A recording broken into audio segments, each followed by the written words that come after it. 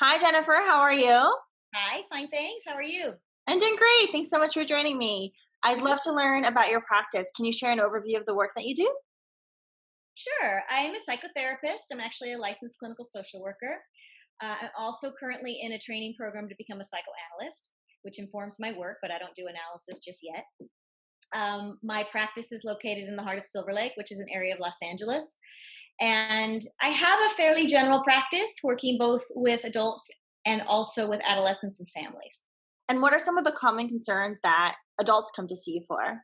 Common concerns are mood disorders like anxiety and depression, um, whether or not people know that they've had some trauma in their background or that gets discovered.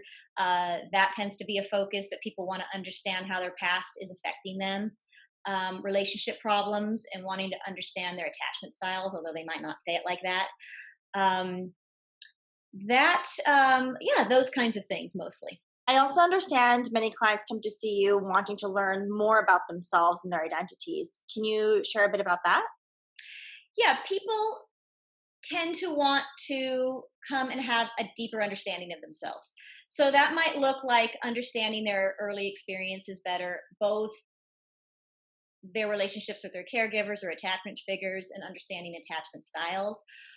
Also, any experiences from their childhood that may have had meaning or resonance, like socialization experiences, how they went through high school, middle school is a big experience that tended to have lasting effects.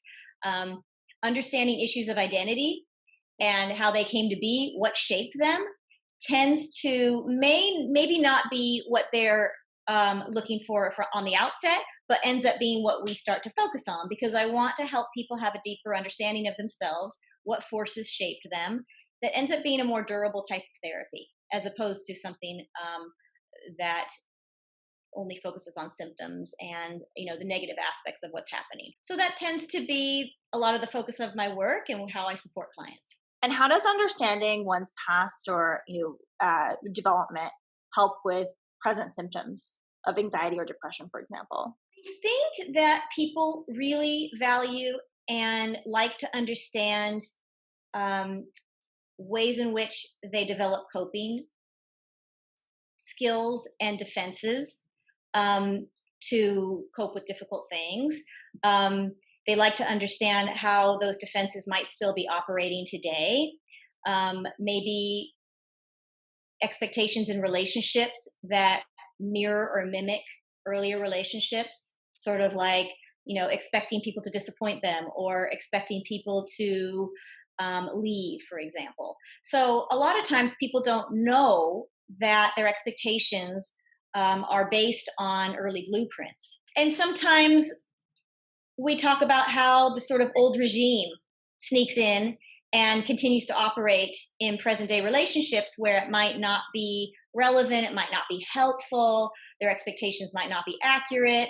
So, these are the kinds of things that I think help people um, develop different expectations and have the ability to respond to situations versus reacting. And how about your work with teenagers? What are some of the common challenges that teens and their families come to see you for? Sometimes teenagers are referred to me for problems like mood disorders, anxiety and depression, internalizing a problem. And in that case, I'll see kids individually.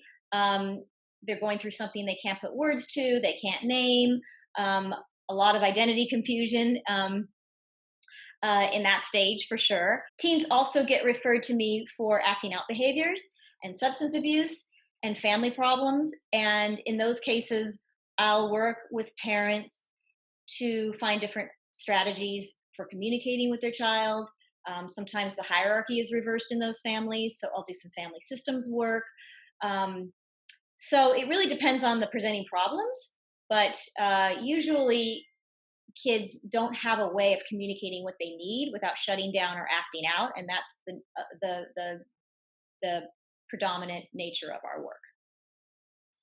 And Jennifer, what can clients expect from therapy sessions with you? I think what clients really benefit from and actually would like, although they might not ask for this, is an experience over a sort of explanation. And what I mean by that is, I think it's really important to allow for people to have space to get in touch with their emotional world, not just an intellectual insight. And sometimes that takes time, but I do place a lot of value on allowing space for that to emerge. And what that might look like is helping people connect thoughts and feelings.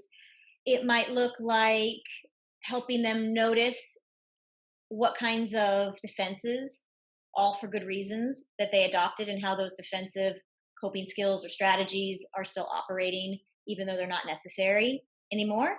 Um, and I think it also looks like paying attention to the here and now and what's happening in a therapeutic relationship, because more often than not, there's a parallel between what's happening in the dynamic in the room and what's happening in their world on the outside.